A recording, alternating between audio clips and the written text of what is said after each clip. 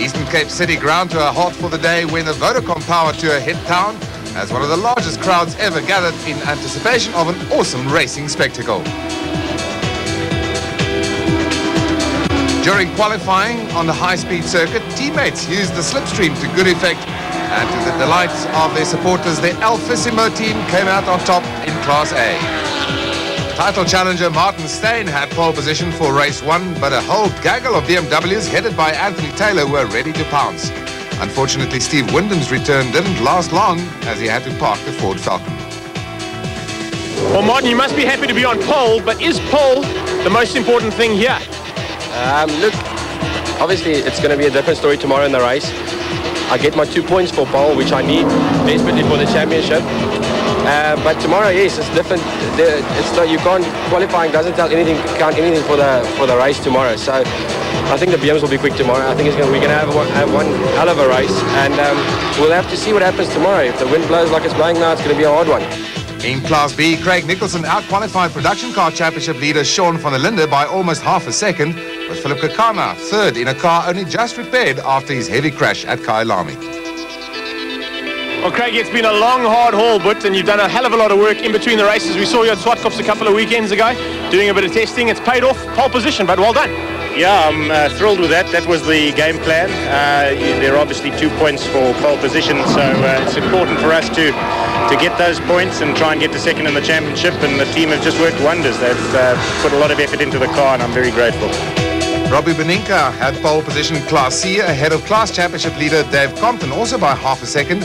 But watch out for those two little Fiat Palios in 5th and 7th respectively. All right, we got pole position there, but slipstreaming is really important here, especially for these smaller cars. Is pole position where you want it to be? Not ideally, but well, we've got it, and what can we do? Now we're going to have to live with it, and hopefully with a bit of backup from our teammate, we should be able to pull it off. This is one of my favorite circuits, and we put a lot of work into the car, and I've got to thank George from Motorhouse for having done a superb job on the car. Right, time to go racing. 10 laps of action ahead of us. Martin Steyn in pole position. The BMWs are going to try to get past him as soon as possible because the Alpha was running very, very quickly in qualifying, and a good start there, it seems, for Johan Fourie, the Class B contenders coming past there, and Fourie on the inside of Martin Steyn as they go down to Potter's Pass for the first time. They've already hit about 200 kilometers an hour. This is a very dangerous part of the lap right after the start. They fly through there. Just look at that. Absolutely beautiful. And Steyn has the lead with Johan Fourie in second position. Then Class B, it is Craig Nicholson dropped back to second position, in fact. Sean van der Linde has taken the lead in Class B as they come down to Cochabana, hard on the brakes. And this is also somewhere where one often sees a lot of cars spilling about. Greg Maloney with me again once again, and this should be good. I think it's going to be fantastic. Here's an onboard shot, and this is definitely one of the favorite circuits of all the drivers, and they are having a great time out there at this stage. The Alpha's got a bit of a turn of speed there on the straight, but you can see the BMW just catches up to him through the tricky bits here, out of the S's and into Cox Corner now.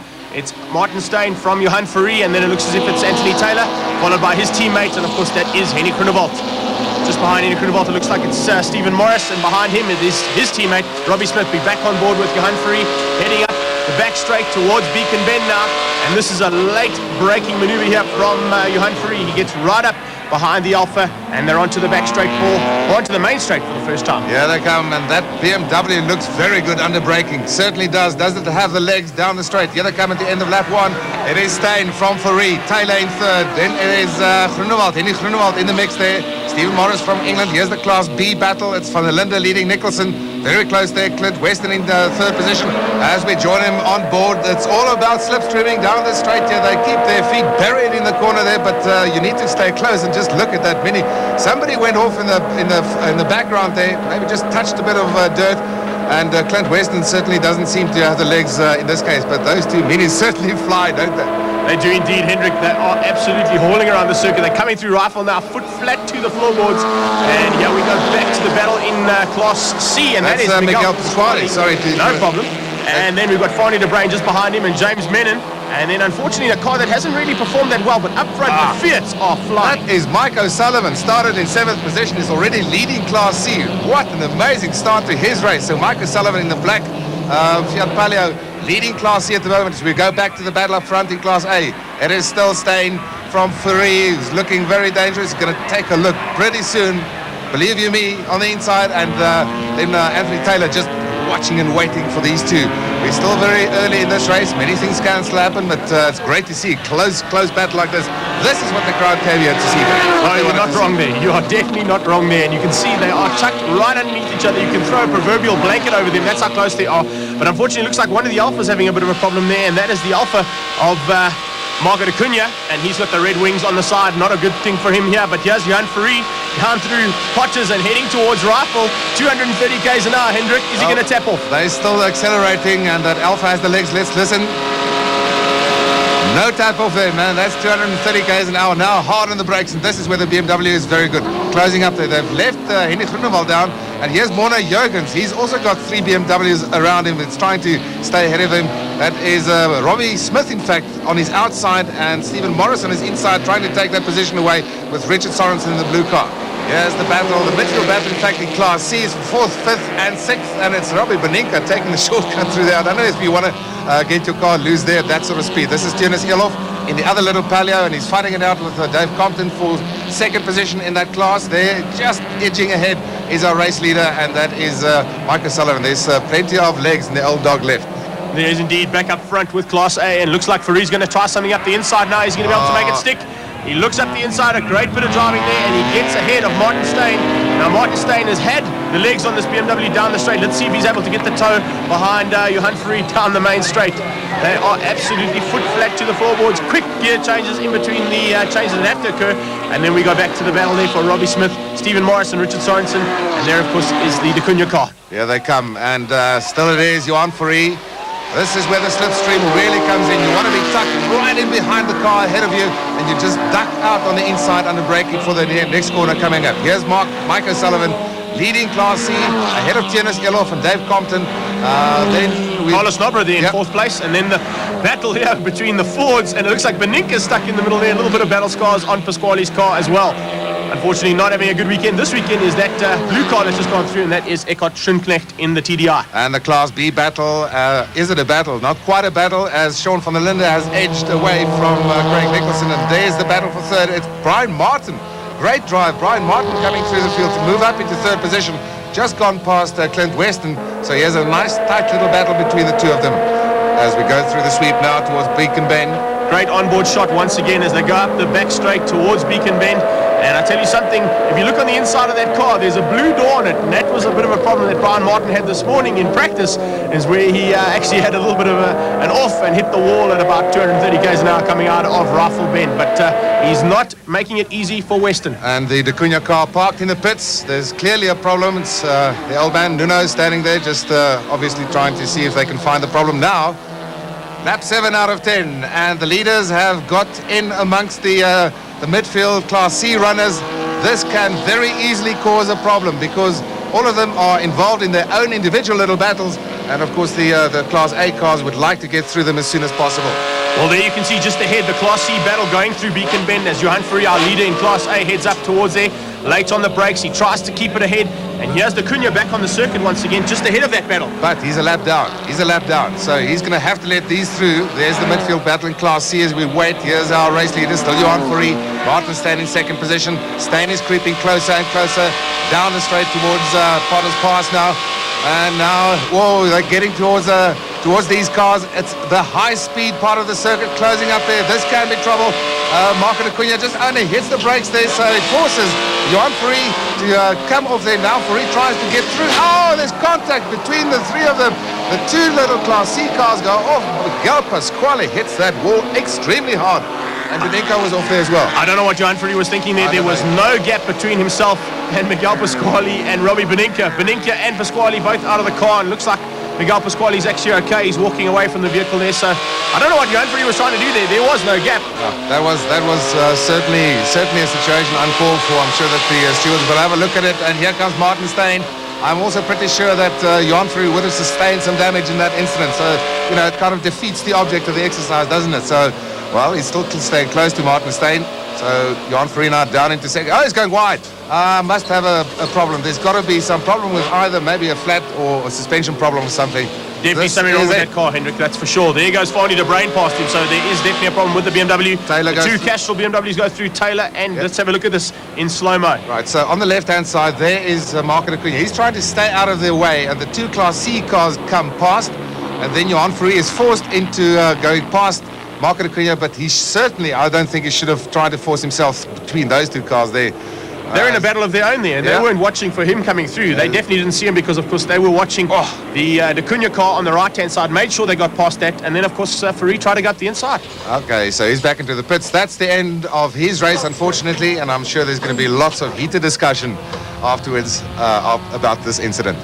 On the final lap, and Martin Steyn has got nobody threatening him, so Martin Steyn well on his way to his victory as Anthony Taylor picks his way through the Class C leaders. Some damage there to Mike O'Sullivan's car, but that's from an earlier situation that developed in qualifying. That's correct. And he actually got behind one of the minis there and was caught in the slipstream, came out of the slipstream and lost control of the vehicle and went into the back of the wall with the backside of that Fiat Palio. But the leader at the moment is Martin Steyn going through the S's ahead of the two Castrol BMWs there of Anthony Taylor and Henny Groenewald. And Henny Groenewald has a great drive. He's ridden shotgun and just stayed out of trouble and done the job he's been paid to do. Absolutely, and he certainly didn't get involved in any kind of shenanigans. Here's Mona Jurgens. He's trying to chase down Steve Morris, but I don't think he's got enough time left. There's only one more corner to go after the sweep as we go back to the Class B battle, and Sean van der Linde has it sewn up, seemingly, at this point. One should never say that, of course. This is motor racing. But Craig Nicholson, I think, shouldn't feel too bad about this performance. He was there, he was competitive, and he will get a second position. The checkered flag out for Martin Steyn. A great victory here at the classic Mercedes-Benz Grand Prix circuit, the circuit that really separates the men from the boys, and he did. And there comes Mike O'Sullivan to take the Class C ahead of Carlos Nobra. But there, Class A, Martin Steyn in the Alfa Romeo taking it from Anthony Taylor and Henny Groenewald there, the two boys from the Castrol BMW. Mornay Jurgens finishing up in 4th place. Yeah, and a good result also for Robbie Smith, who finishes ahead of his teammate Steve Morris, and non-finishers there for Marco Acuna and Johan Farina. Class B, Sean van der Linde, a relatively easy victory over Craig Nicholson, with Brian Martin a distant third, just ahead of Clint Weston, and a good 5th position there for the turbo Mercedes of Leroy Poulter. Mike O'Sullivan, what a drive, from 7th on the grid to 1st position ahead of Carlos Nobre and Dave Compton.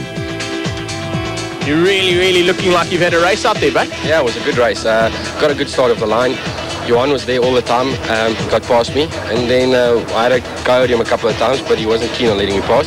So I stayed behind him, and then we ran into some back markers, and he made a balls up and ran into the back markers and got a punch up. Bad luck for him, but that's racing. So it's a good win for Alpha. I'm very chuffed. Gives us another point, some points to catch up to Anthony, and yeah, we're looking forward to the next one. I'm sure he is, as he starts from pole position once again, and away we go. 10 laps of yet another action-packed race that we can look forward to, and seemed like a very good start there for Johan Farina and Martin Steyn. We'll pick them up as they go down towards Potter's Pass. It still remains amazing to me, Greg, that when they go through these corners at these speeds, they gear up first and they keep their feet buried in the corners there. Brilliant stuff. Especially this onboard shot. You see Johan Farina just getting in behind there, trying to get the advantage of the slipstream. They are through rifle already. Defensive line there on the inside. Oh, that's 3 in a row next to each other into Kocabana. This can turn into tears, but Steyn holds on to his lead. He's got Anthony Taylor and Johan Farina right behind him as we go back to the midfield battle in Class B. That's Hector North is involved there, and Lawrence Bossov and the like. But look at that gap that Martin Steyn has been able to pull so far.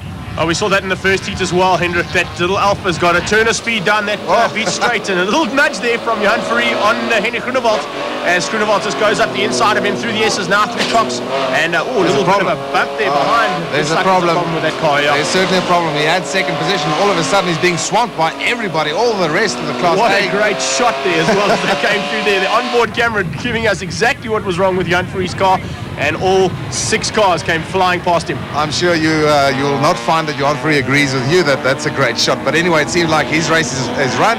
Probably still a consequence of the incident earlier on in the previous race. But at the end of lap 1, here it is. It's Martin Steyn from Anthony Taylor, Henny Groenewald. Then come the other two alphas, it's Mauro Jurgens, Marco Acuna and Robbie Smith. He's currently in 6th position, Class B. Class B coming through there, Sean van Linde ahead of Craig Nicholson, and then it's Weston in 3rd place having a better outing.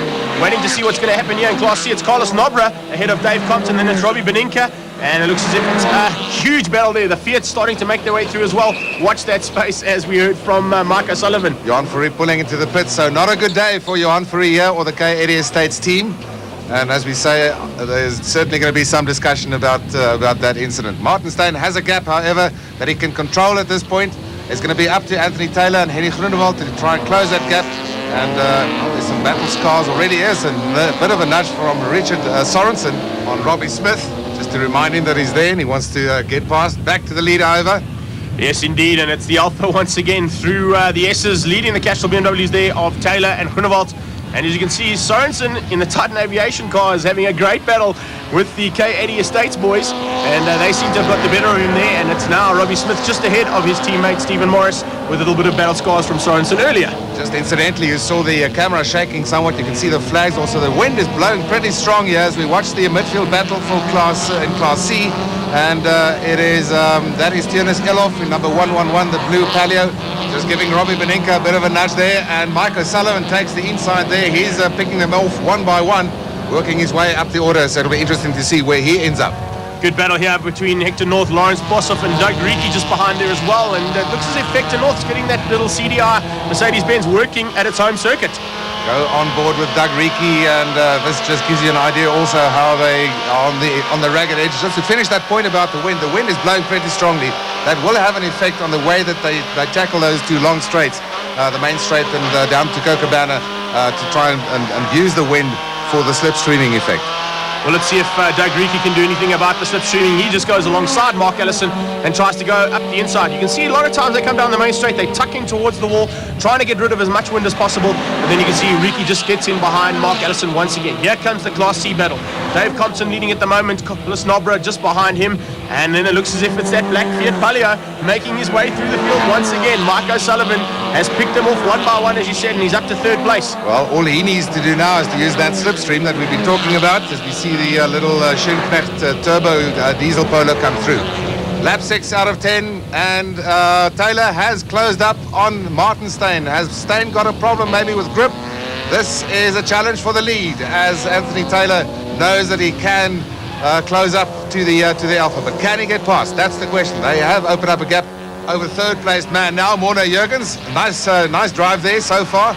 He's up onto the podium and he's being challenged by, or he's being able to get past Henny Groenewald rather. Groenewald trying to fight back. The BMs are so good through this section of the track, isn't it? Through the twisty bits they are, and a little bit of a nudge there on Jurgens. Jurgens manages to hang on quite nicely there. Nothing too harmful intended there, but here comes a great bit of harm. There's Nicholson going to go the inside in the Bosel Sabat Mini. What a great drive from Craig Nicholson. We spoke to him earlier. The testing at Swartkops has paid off, and he's got ahead of Sean van Linde. Now he's going to be able to stay in front. Here we are, back with Class C, and it's the two Fiats using the slipstream down through Rifle and on their way towards Cochabana. And the two of them working together are going to enable them to catch up to Carlos Nobra and Dave Compton, who are leading. And there is Nobra in the yellow Golf, Compton in the sponsor required Toyota Taz. Just have a look at how O'Sullivan has been able to close the gap there, and he's taken his teammate Jonas Elof along with him. Back to the Class B battle, and still, or rather it's Sean van der Linde who's taken the lead again. These two have had a great ding-dong battle. This is Clint Weston. He's got Brian Martin on his outside. Look at him having a look at him side by side as they go down the straight. Clint just has a squeeze across there. See, listen, Brian, are we going to try something through Potters? Well, here's the challenge. It's Mike O'Sullivan on the inside of Dave Compton. Has he got him? I think so, yeah. So O'Sullivan through into 2nd position.